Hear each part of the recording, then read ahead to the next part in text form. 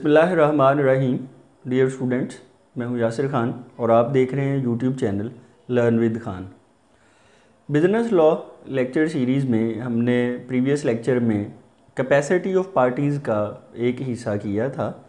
ये आज का लेक्चर हो जाएगा, तो ये दोनों लेक्चर्स को मिला के भी पेपर में एक क्वेश्चन आता है जब वो ये पूछता है कि कैपेसिटी ऑफ पार्टीज़ के रेलेवेंट लॉ क्या कहता है वो बताएं, या वो ख़ुद से ही कह दे कि माइनर और persons of unsound mind and disqualified persons तीनों को एक्सप्लेन करें, effect of capacity of parties on agreement बताएं।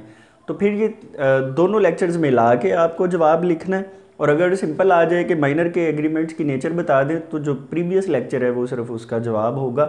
तो दो तरह से सवाल पूछा जा सकता है। आज के लेक्चर के बाद कैपेसिटी ऑफ पार्टीज़ का ये चैप्टर 4 कंप्लीट हो जाएगा। अब सेक्शन 11 में हमने ये बात डिस्कस की थी कि पार्टीज़ जो कॉन्ट्रैक्ट करने के लिए कॉम्पिटेंट हैं, अहल हैं, वो है एक मेजर, दूसरा पर्सन ऑफ साउंड माइंड और तीसरा जो है वो है जो person must not be disqualified from contracting by law. Law ने कॉन्ट्रैक्ट करने से डिसक्वालीफाई ना अहल करार ना दिया हो। अच्छा, माइनर डिस्कस हो चुका हुआ है। आज सेकंड ये हमने डिस्कस करना है agreements with persons of unsound mind. अब जो अनसाउंड माइंड होते हैं, यानी जो बंदा ज़हनी तौर पर उसका तवाज़न जो है वो ठीक नहीं है, अब वो आर्जी तौर पर भी हो सकता है, तो ऐसी सिचुएशन में मुस्तकिल तौर पर भी हो सकता है। ऐसी सिचुएशन में अनसाउंड माइंड बंदे के साथ जो अगर एग्रीमेंट हम कर बैठें तो उसकी अनसाउंड माइंडनेस की वजह से कॉन्ट्रैक्ट पे क्या इफ़ेक्ट होगा। तो वैसे तो सादा सी बात है, कॉन्ट्रैक्ट वो बनना ही नहीं चाहिए, वो वॉइड कॉन्ट्रैक्ट होगा, वॉइड एग्रीमेंट होगा, वो कॉन्ट्रैक्ट फॉर्म नहीं हो सकता। लॉ ने साउंड माइंड की क्या डेफिनेशन की है? सेक्शन 12 में साउंड माइंड को डिफाइन किया गया। अब साउंड माइंड क्या होता है? साउंड माइंड है कि जिसका दिमाग जो है वो बिल्कुल ठीक काम कर रहा है इस वक्त और वो समझ रहा है बात को। अब साउंड माइंड लॉ उसे कहता है कि जी ऐसा ज़हन जो कि capable of understanding the contract है। कोई भी शख्स जो है वो साउंड माइंड कहलाएगा जब जो कॉन्ट्रैक्ट वो बना रहा है उस कॉन्ट्रैक्ट को तो समझने के काबिल है, यानी ही इज़ कैपेबल, उसमें ये सलाहियत है कि वो कॉन्ट्रैक्ट को समझ रहा है कि ये कॉन्ट्रैक्ट क्या चीज़ है, क्या ख़रीदा जा रहा है, क्या बेचा जा रहा है, क्या चीज़ मांगी जा रही है, and capable of forming irrational judgement to its effect on his interests. और दूसरी बात ये है कि वो कॉन्ट्रैक्ट जो हो रहा है वो तो चले समझ आ गया ये ख़रीद रहे हैं बेच रहे हैं, लेकिन उसके बाद ये है कि वो शौरी फ़ैसला कर सके, एक अक्लमंदाना जो है वो जजमेंट कर सके कि इसका मेरे मफादात के ऊपर असर क्या पड़ेगा, मुझे फ़ायदा हो रहा है, मुझे नुकसान हो रहा है, ये बात भी जो है वो बंदा डिसाइड करने के काबिल हो। जब ये दोनों एलिमेंट्स पूरे हों तो वो बंदा पर्सन ऑफ साउंड माइंड कहलाएगा। अनसाउंडनेस ऑफ माइंड किन वजूहात की बिना पे आ सकती है?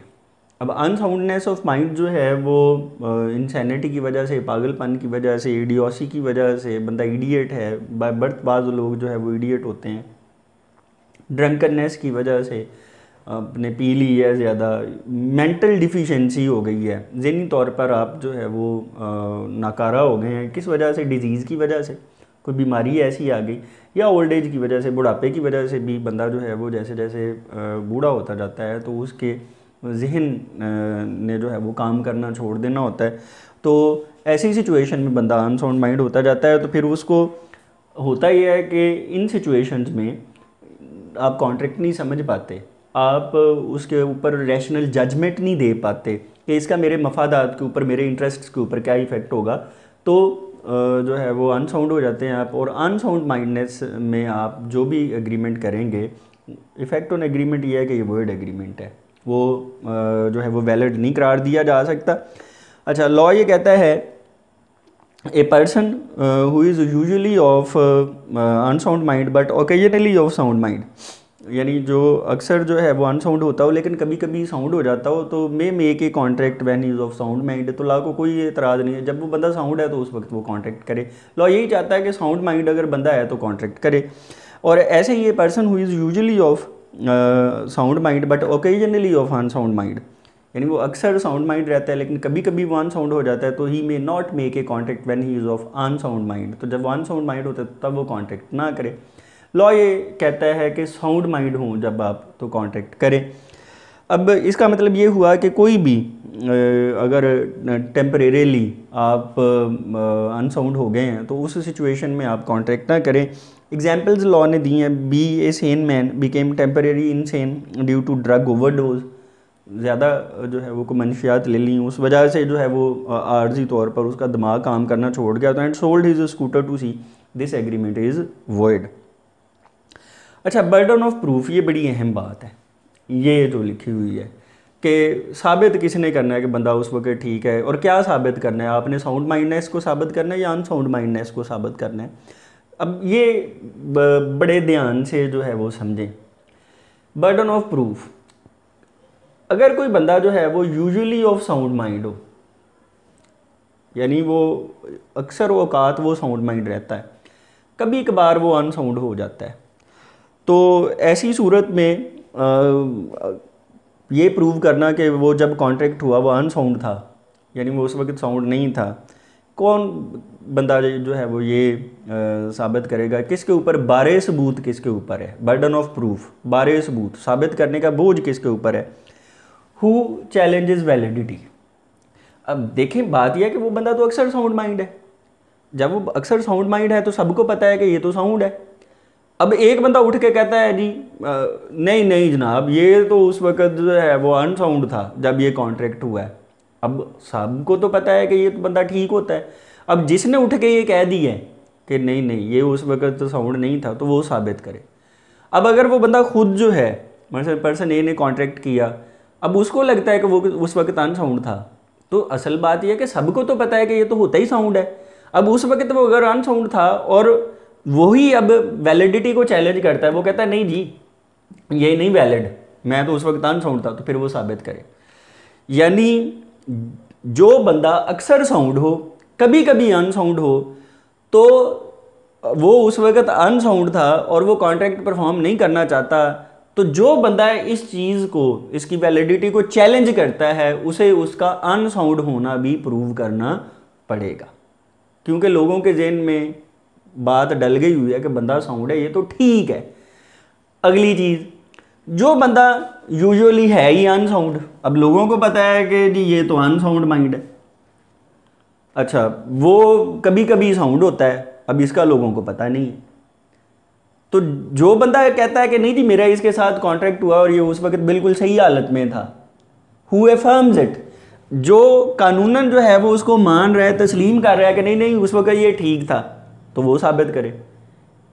ये साबित करना पड़ेगा कि हाँ उस वक्त वो साउंड था। क्यों? उसकी वजह कि वो अक्सर अनसाउंड होता है। हर कोई जो माशरे का बंदा है वो ये जानता है कि ये तो अनसाउंड है, तो ये किस वक्त साउंड हो गया उसको साबित करे। जो बंदा कहता है कि नहीं जी हाँ ये जब कॉन्ट्रैक्ट हुआ तो ये साउंड था, अब वो बंदा खुद भी हो सकता है या कोई और पार्टी भी हो सकती है। जो भी उसे अफर्म कर रहा है उसे साबित करना पड़ेगा कि ये बंदा जो कि अक्सर अनसाउंड होता है, ये इस वक्त कॉन्ट्रैक्ट बनाने के टाइम पे साउंड था। बर्डन ऑफ प्रूफ, ये बात बहुत अहम है, बहुत तवज्जो तलब है, समझनी है आपने। जो लिखी हुई है फिर ही याद होती है, वरना लॉ याद नहीं होता, समझना आए तो याद नहीं होता है। जो बंदा अक्सर साउंड है तो कभी कभी अनसाउंड होता है, उसका किसी को पता ही नहीं है। तो अगर आप उस कॉन्ट्रैक्ट की वैलिडिटी को चैलेंज करते हैं तो फिर आपको साबित करना पड़ेगा, जो बंदा चैलेंज कर रहा है वैलिडिटी कि नहीं नहीं उस वक्त अनसाउंड था, तो फिर वो साबित करे कि हाँ वो उस वक्त अनसाउंड था। दूसरी बात, जो बंदा अक्सर अनसाउंड है तो वो कब साउंड हुआ और उसने कॉन्ट्रैक्ट कर लिया। जो बंदा कहता है नहीं ऐसा हुआ, वो उस कॉन्ट्रैक्ट को मान रहा है, तो वो फिर उस वक्त साबित भी करे कि जब ये कॉन्ट्रैक्ट कर रहा था तो उस वक्त वो साउंड था। तो बर्डन ऑफ प्रूफ जो है दोनों सिचुएशंस में ऑल टुगेदर जो है वो कम्प्लीटली ये अपोजिट तरीके से अपोजिट पार्टीज़ पे लाई करता है। एक दफ़ा जो बंदा चैलेंज कर रहा है उसके ऊपर एक बंदा जो है फर्म कर रहा है, एक दफ़ा जो है फर्म कर रहा है उसके ऊपर बर्डन ऑफ प्रूफ लाई करता है। तो ये बात समझ आनी चाहिए आपको, साउंड माइंड होता क्या है, अनसाउंड माइंड क्या होता है, अनसाउंडनेस किस वजह से आ सकती है, उसका इफ़ेक्ट क्या है, बर्डन ऑफ प्रूफ किसके ऊपर है। लॉ बड़ा क्लियर है इसके ऊपर, सेक्शन 12 जो है कि इन सिचुएशंस में जो कॉन्ट्रैक्ट किया जाएगा वो वैलिड नहीं होगा। अच्छा, एक और बात इनमें रखें, जिस तरह से माइनर जो होता है, वो उसके अगर डिपेंडेंट्स हैं और उनको कोई शख्स नेसेसरीज़ ज़रूरियात ज़िंदगी फ़राहम कर देता है तो वो उस माइनर की प्रॉपर्टी में से उसकी रीज़नेबल वैल्यू जो है वो ले सकता है। और अगर माइनर की कोई प्रॉपर्टी ना हो तो फिर कुछ भी नहीं लिया जा सकता। Same is the case with person of unsound mind. अगर पर्सन ऑफ अनसाउंड माइंड को या उसके डिपेंडेंट्स को कोई ज़रूरियात ज़िंदगी कोई दे देता है तो उस पर्सन ऑफ अनसाउंड माइंड की प्रॉपर्टी में से रीज़नेबल वैल्यू ऑफ दोज नेसेसरीज़, वो ज़रूरियात ज़िंदगी की एक मुनासिब सी कीमत जो है वो ली जा सकती है। But if he has no property he can not be declared as insolvent और सप्लायर उसमें से रिकवर नहीं कर सकता। अब आ जाएं इस चैप्टर के आखिरी पॉइंट पे, एग्रीमेंट्स विद डिसक्वालीफाइड पर्सनस। अब कुछ लोग ऐसे हैं जिनको लॉ ने आउटराइटली डिसक्वालीफाइड डिक्लेयर कर दिया। अब अगर आप डिसक्वालीफाइड पर्सन से कॉन्ट्रैक्ट कर लेते हैं, भाई जब वो बंदा है ही डिसक्वालीफाइड, नाअहल है, तो he is not competent to contract. और अगर एक बंदा कॉम्पिटेंट टू कॉन्ट्रैक्ट है ही नहीं तो फिर उसका एग्रीमेंट ही वर्ड होगा वो वैलिड नहीं हो सकता। अब इसमें डिसक्वालीफाइड पर्सन कौन कौन से हैं तो उसमें समझ लें। पहला तो है जी जॉइंट स्टॉक कंपनी। अब कंपनी जो है it is an artificial person created by law, अपने नाम से कॉन्ट्रैक्ट करती है। कंपनी जो होती है मसनूई शख्स है, लॉ क्रिएट करता है, इसकी अपनी मोहर होती है। It enters into agreements with its own name, अपने नाम से एंटर होती है, अपने नाम से ये बैंक अकाउंट खोलती है। अब ये नहीं है कि ये कर ही नहीं सकती है, इसमें ये है कि मेमोरेंडम ऑफ एसोसिएशन आप जानते हैं, जो डॉक्यूमेंट मेमोरेंडम ऑफ एसोसिएशन होता है वो इसकी पार्ट्स को जो है वो सेट करता है कि इसकी बाउंड्रीज़ को सेट करता है। अब उन हदों के अंदर रह के तो ये कॉन्ट्रैक्ट कर सकती है, लेकिन अगर चीज़ कोई ऐसा कॉन्ट्रैक्ट है, कोई ऐसी डीलिंग है जो मेमोरेंडम ऑफ एसोसिएशन और कंपनीज एक्ट 2017 जो है वो अलाउ नहीं करता है कंपनी को कि कंपनी कर सकती है, तो फिर कंपनी वो कॉन्ट्रैक्ट नहीं कर सकती। आपको पता है कि मेमोरेंडम ऑफ एसोसिएशन में कंपनी की पावर्स सेट की जाती हैं कि ये काम कंपनी कर सकती है। अगर तो वो जो है वो काम वो उन में आता है तो फिर तो ठीक है, लेकिन अगर वो मेमोरेंडम ऑफ एसोसिएशन में और कंपनीज एक्ट 2017 में वो काम नहीं आता तो फिर कंपनी वो काम करने के लिए नाअहल है और फिर कंपनी से कोई कॉन्ट्रैक्ट जो है वो नहीं किया जा सकता। अब a joint stock company can not enter into a contract outside the parts given by its memorandum of association और the provisions of the companies act 2017। Example इसकी दी है वो क्लियर करेगी। X company makes an agreement with A to sell the property which is the company is not authorised by its memorandum of association. अब company को memorandum of association से इख्तियार ही नहीं मिला हुआ कि वो कोई प्रॉपर्टी जिसको वो ये बेचने का एग्रीमेंट कर रही है वो प्रॉपर्टी सेल कर सकती है, तो द एग्रीमेंट इज़ वर्ड, ये एग्रीमेंट जो है वो वर्ड होगा। अब दूसरा है एलियन एनिमी। एलियन होता है गैर मुल्की, किसी दूसरे मुल्क का, ठीक है, ऑफ ए फॉरेन कंट्री। अब एलियन जो है वो दूसरे मुल्क के गैर मुल्की बाशिंदे को कहते हैं। अब एलियन फ्रेंड भी हो सकता है, एलियन एनिमी भी हो सकता है। एक कंट्री, कोई ऐसा मुल्क जिसके साथ इस्लामिक रिपब्लिक ऑफ पाकिस्तान जो है वो एट पीस हो तो वो एलियन फ्रेंड है, और कोई ऐसा मुल्क जहाँ जो है वो आपके मामलात झगड़े वाले चल रहे हों, आप एट वार हों, तो वो एलियन एनिमी है। तो ये बात याद रखें कि एलियन एनिमी से कोई भी कॉन्ट्रैक्ट जो है वो जो किया जाए वो चूँकि against the policies of the state हो जाता है, तो वो कॉन्ट्रैक्ट जो है वो एलियन एनिमी जो है वो उस मुल्क का बाशिंदा जो है वो डिसक्वालीफाइड है फॉर कॉन्ट्रैक्टिंग। तो उसके साथ जो भी कॉन्ट्रैक्ट किया जाएगा वो वर्ड होगा, वो कालदम होगा, उसकी कोई कानूनी हैसियत नहीं होगी। अब थर्ड है फॉरेन सॉवरन्स एंड एम्बेसडर्स, जो सफ़ीर होते हैं, सफारत खाने के अहलकार होते हैं, बाहर के मुल्क के लोग जो है वो पाकिस्तान में आए हुए हैं। अब उनके हवाले से ये बात ज़रा जहन में रखें कि जितने भी फॉरेन सॉवरन्स हैं, डिप्लोमेटिक स्टाफ है, उसके जो रिप्रेजेंटेटिव्स हैं, उनको स्पेशल प्रिविलेजेस हासिल होती हैं। उनको आप अपनी कोर्ट ऑफ लॉ में सू नहीं कर सकते हैं, तो उनके साथ आप पर्सनल कैपेसिटी में कॉन्ट्रैक्ट भी नहीं कर सकते हैं। तो उनकी गवर्नमेंट ने उनके बिहाफ पे काम यहाँ पे कॉन्ट्रैक्ट्स किए होते हैं और वही परफॉर्म करती है। उनकी गवर्नमेंट जो है वो रिस्पॉन्सिबल होती है, वो अपनी पर्सनल कैपेसिटी में रिस्पॉन्सिबल नहीं होते हैं। और अगर आप किसी के साथ इस तरह से कोई पर्सनल कैपेसिटी में काम करना चाहते हैं और आप किसी को अपनी पाकिस्तानी कोर्ट्स में जो है वो सू करना चाहते हैं, तो आपको पाकिस्तान की सेंट्रल गवर्नमेंट से जो है वो प्रायर परमिशन लेनी पड़ेगी, और वो परमिशन लेने के बाद जो है वो आप उसे अपनी कोर्ट ऑफ लॉ में बुला सकेंगे, वरना नहीं। तो इसका मतलब ये हुआ कि फॉरेन सॉवरेन्स और एम्बेसडर्स जो हैं वो ये डिस्क्वालीफाइड हैं from law, by law from contracting, ये नहीं कर सकते हैं। तो इनके साथ अगर कॉन्ट्रैक्ट करना है तो उसके लिए स्पेशल परमिशंस जो हैं वो लेनी पड़ेंगी। वजह ये है कि उनको जो स्पेशल प्रिविलेजेस हासिल हैं वो बाद में काम ना करें, तो फिर आप उनको अदालत में भी ना घसीट सकें तो फ़ायदा कोई नहीं है, फिर आप जो है वो आपका नुकसान हो सकता है। इसलिए लॉ प्रोटेक्ट करता है यहाँ पे। चौथा है इंसॉल्वेंट। अब इंसॉल्वेंट होता है दिवालिया। एक बंदा बैंकरप्ट डिक्लेयर कर दिया है, आपने दिवालिया करार दे दिया है, वो तो पहले ही जो है वो अपनी ऑब्लिगेशंस मीट नहीं कर सकता, उसके पास इतने एहसास ही नहीं है। अब ऐसा बंदा जो है वो कॉन्ट्रैक्ट कैसे कर लेगा, वो नया अपना जो है वो स्यापा अपने गल कैसे डाल ले, वो जब वो कॉन्ट्रैक्ट ही नहीं परफॉर्म कर सकता, उसके पास जो है वो इतनी सलाहियत ही नहीं है, इतने वसाइल ही नहीं है। तो इंसॉल्वेंट जो शख्स होता है he is barred from contracting. So an insolvent person cannot enter into a contract regarding his property which is under the control of an official receiver. Property तो उसकी लिक्विडेटर के पास होगी, तो अब वो उस प्रॉपर्टी को वो खुद कैसे बेच लेगा, बेच ही नहीं सकता, तो वो कॉन्ट्रैक्ट नहीं कर सकता। After the order of discharge, जब उसकी प्रॉपर्टी बिक जाए, उसके कोई जो भी ऑब्लिगेशंस हैं वो मीट हो जाएं, जब उसे डिस्चार्ज ऑर्डर दे दिया जाए, तो उसके बाद ही can enter into a contract. और जो है वो ये बात जहन में रखें कि अपनी रूटीन, अपनी ख़ानदान के रूटीन के मेंटेनेंस के अखराजात के लिए वो कॉन्ट्रैक्ट कर सकता है।